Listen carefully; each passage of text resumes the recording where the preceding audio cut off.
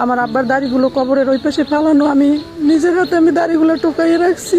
আমার আব্বার দাড়ি, মাংস, ইটি, কাপড় টোপড় সব ফালানো, ছিড়ানো ছটানো সব জায়গায়। পুরা গ্রামের মানুষ স্তব্ধ হয়ে গেছে, যারা কত বড় নিষ্ঠুর, কত বড় জঘন্য। আমাদের কবরস্থান থেকে আজকে নিশিরাত্রে 6টা লাশ উঠাই নিয়ে, লাশগুলি সব পচে নেই এখনো।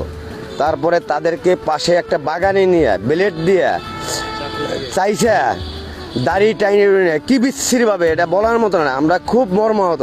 আমরা তো অনেক কষ্টের বিনিময়ে আমরা সাংবাদিকের সাথে কথা বলতেছি, আসলে আমাদের কথা বলার মতো কোনো ভাষা নাই।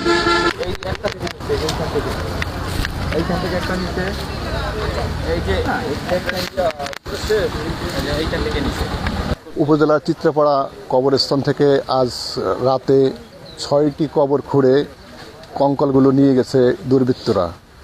এখানে আমরা কবরস্থানে অবস্থান করতেছি। আমরা যাদের লাশ চুরি করে নিয়ে গেছে তার স্বজনদের সঙ্গে আমরা একটু কথা বলার চেষ্টা করব। আপনার নাম কি? আমার নাম হাসিফ চাঁদ। কি হয় আপনার? আমার চাচা। কীভাবে হলো? আজকে সকাল ভোরবেলা আমার বাবারে ফোন দিছে আমার ফুফাতো ভাই যে কবরস্থানে এরকমের কবরগুলা খোঁড়া খোঁড়া এই অবস্থা। পরে আমরা শুনে সাথে সাথে চলে আসলাম এখানে। এসে দেখি যে কবরগুলা খোঁড়া এবং কবরের ভিতরে লাশ নাই। হ্যাঁ, এগুলো দেখলাম এবং পাশে ঝোপের ভিতরে, তখন ওইখানে ঝোপের ভিতরে গেলাম, তখন দেখলাম যে ঝোপের ভিতরে আপনার লাশের যে কাপড়গুলো ছিল, কাপড়গুলো আলাদা করে তারা কঙ্কালগুলো সব নিয়ে গেছে। আচ্ছা আপা, আপনার বাবার তো কবর ছিল এখানে, লাশটা নিয়ে গেছে না? হ্যাঁ, আমার বাবার কবর ছিল, আমার আব্বার লাশ এখান থেকে নিয়ে গেছে আজ রাত্রেই।